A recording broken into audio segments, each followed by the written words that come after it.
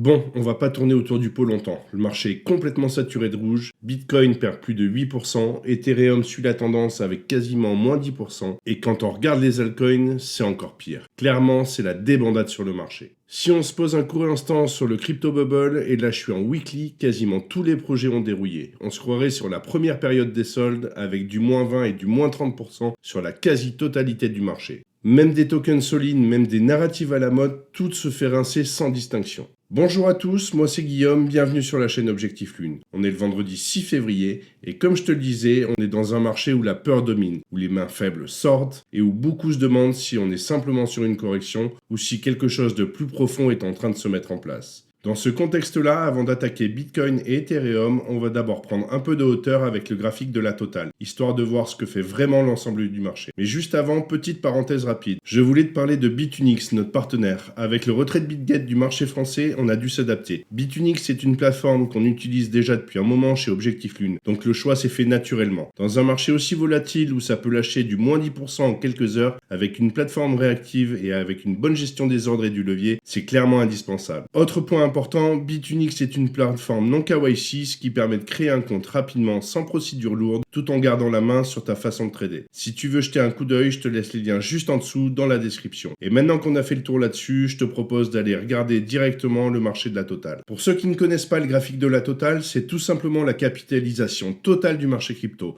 Ça regroupe bien évidemment Bitcoin, Ethereum, les altcoins et les stablecoins. C'est un graphique très important parce qu'il permet de voir si l'argent entre ou sort globalement du marché, indépendamment d'un projet en particulier. Quand la totale monte, ça veut dire que la liquidité arrive sur la crypto. Quand elle baisse, c'est que le marché se vide et que le risque augmente. Donc avant d'analyser Bitcoin ou les altcoins, regarder la totale permet vraiment de comprendre le contexte global du marché. Et si on se penche un peu dessus, on peut voir que le marché est revenu sur la zone ici juste avant l'élection de Donald Trump qui a propulsé le marché, lui, vers la hausse. Ce qui reste inquiétant par contre, c'est que nous sommes déjà en dessous de l'ancien pic de marché du bull run de 2021. Maintenant que tu sais ce que c'est que la totale, on peut passer tout de suite sur l'analyse graphique. Si on regarde notre graphique, on peut voir ici que nous avons cassé le pivot baissier, ce qui nous induirait une continuation baissière. À l'heure actuelle, nous avons retracé l'ensemble du mouvement haussier initié depuis le 26 décembre 2022 sur les 0,5 et 0,618 de Fibonacci, que si on trace notre prolongation, on peut voir que nous sommes en décorrélation avec le retracement de Fibonacci, puisque nous avons des zones qui s'étendraient des 1,75 au 799, avec une zone de best price qui, elle, serait comprise entre les 1,33 et les 1,16. À l'heure actuelle, il n'est pas exclu qu'on puisse venir retracer l'ensemble du mouvement baissier initié depuis le 12 janvier, ce qui nous donnerait des targets ici sur les 2,67 et les 2,82. Bien évidemment, il faudra pour ça qu'on vienne ici casser notre dernier plus haut RSI, ce qui nous donnerait des targets sur les 1,52 et les 752, avec une zone de best price sur les 1,18 et les 1,05. Et on peut voir que d'ailleurs, c'est une zone qui est en corrélation avec nos targets un petit peu plus long terme.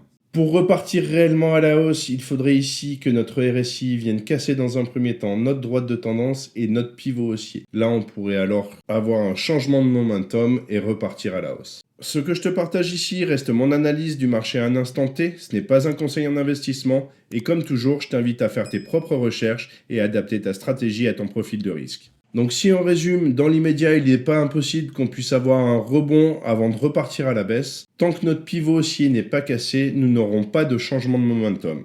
Et ce que je te propose maintenant, c'est de passer sur les annonces macroéconomiques parce que tu vas voir qu'on a quand même pas mal de choses qui arrivent courant de semaine prochaine. Aujourd'hui à 16 h, on aura le Michigan Consumer Sentiment, un indicateur important du moral des consommateurs américains. S'il ressort faible, ça renforcera l'idée d'un ralentissement économique, ce qui peut soutenir les actifs risqués dont Bitcoin. A l'inverse, une surprise haussière pourrait remettre un peu de pression sur le marché, notamment sur la crypto, avec plus de volatilité en fin de séance. La semaine prochaine s'annonce clairement chargée. Mardi, on aura un gros focus sur la consommation américaine avec les ventes au détail. Des chiffres solides montreraient une économie qui tient encore, ce qui pourrait refroidir les attentes de baisse de taux. Mercredi sera une journée clé avec les données sur l'emploi, chômage et création de postes, et notamment le non-farm payroll, souvent très sensible pour les marchés. Jeudi viendra surtout confirmer la tendance avec les demandes d'allocation chômage et quelques chiffres liés à l'immobilier. Et enfin, vendredi, encore un gros morceau avec l'inflation américaine et le CPI. Une inflation l'inflation qui continue de ralentir pourrait soulager les marchés,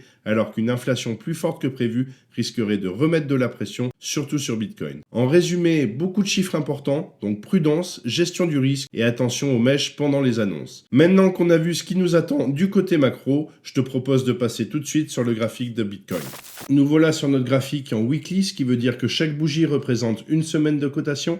Si on regarde du côté de notre RSI, on peut voir ici que nous avons une divergence qui est en cours depuis mars 2024. Donc la divergence entre le prix et le RSI, que nous avons retracé l'ensemble du mouvement haussier initié depuis décembre 2018 sur les 0,5 et 0,618 de Fibonacci, c'est-à-dire les 64 727 et les 52 324, zones qu'on est venu toucher juste ici. Quand on pose notre prolongation de Fibonacci, on peut voir que nos targets se situent sur les 52 324 et les 24 144, avec une zone de best price sur les 39 921 et les 34 905, ce qui veut dire potentiellement que la baisse n'est pas finie. Et pour ça, on va aller voir le graphique en D1. À l'heure actuelle, nous pouvons voir que nous avons un léger rebond. Ce qui pourrait se passer, c'est qu'on aille chercher le retracement de l'ensemble du mouvement baissier initié depuis le 14 janvier sur les 0,5 et 0,618 de Fibonacci, c'est-à-dire les 83 437 et les 78 962.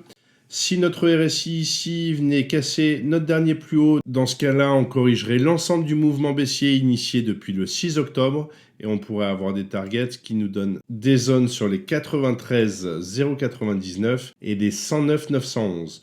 Pour repartir complètement à la hausse, bien évidemment, il faudrait que notre RSI ici vienne casser notre pivot haussier, mais ce n'est pas le cas pour le moment. Donc si on reprend sur la première hypothèse d'un retracement sur les 83 et 78, ça nous donnerait des targets basses qui pourraient aller sur la zone des 43 920 et des 20 492, avec une zone de best price qui, elle, serait comprise entre les 33 604 et les 29 432, zone qui sera en corrélation avec les targets qu'on a déjà posés. Pas grand chose de plus à dire sur Bitcoin. Si on résume, on pourrait avoir un retour comme ça sur les 78 962 et les 83 437 qui nous amènerait directement sur nos targets entre les 43 920 et les 20 482. Si tu aimes ce type de contenu et que ce n'est pas encore fait, pense à liker, à t'abonner à la chaîne et à activer la cloche pour ne rien manquer de mes prochaines vidéos. Je te laisse tous les liens utiles juste en dessous dans la description. Et ce que je vous propose maintenant, c'est de passer sur le dernier graphique de cette vidéo, celui de l'Ethereum. On est dans la même logique sur Ethereum. On a juste une petite particularité, c'est quand on pose notre prolongation de Fibonacci qui nous donne des targets sur les 1069 et les moins 373. Dans ce cas-là, je viens chercher la zone des 1 et des 0,618 de Fibonacci.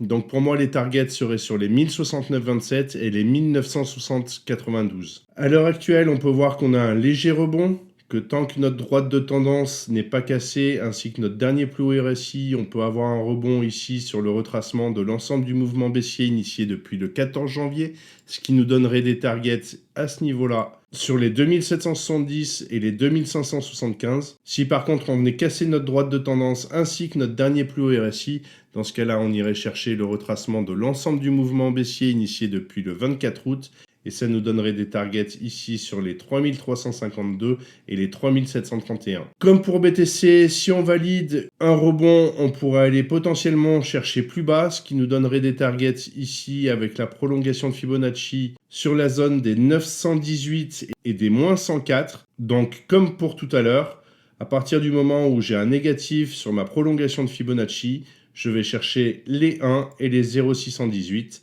ce qui nous donnerait des targets sur les 918 et les 1151, zone qui sera en corrélation avec les targets que je vous ai donnés juste avant. J'ai regardé sur le weekly et sur le H4, malheureusement ça ne nous apporte pas beaucoup plus de données. Voilà, je pense qu'on a fait le tour pour aujourd'hui. Dans l'immédiat, il va falloir quand même que le marché se bouge sacrément pour qu'on puisse repartir à la hausse, d'autant plus qu'on a de grosses sorties sur les ETF. Pour l'instant, le mot d'ordre, c'est la patience et la prudence. Inutile de forcer une entrée sur le marché quand il est clairement baissier. Vous connaissez le dicton, on n'attrape pas un couteau qui tombe. De mon côté, je vous souhaite une bonne fin de semaine. On se retrouve très bientôt pour une prochaine vidéo. Et comme d'habitude, prends soin de toi et de tes cryptos. Ciao!